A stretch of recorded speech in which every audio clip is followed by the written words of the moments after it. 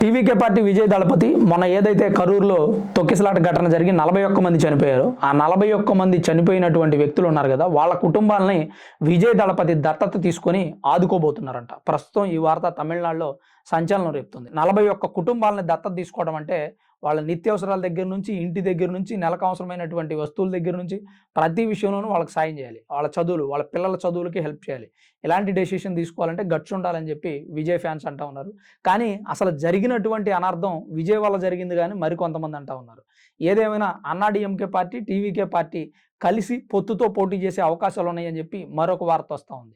DMK పార్టీకి ఇది తిరుగులేని దెబ్బే. ఎందుకంటే అన్నా డీఎంకే టీవీకే కలిసిందంటే డిఎంకే పార్టీకి కొంత ఓట్లు చీలే అవకాశం కూడా ఉందంటూ వార్తలు వస్తున్నాయి.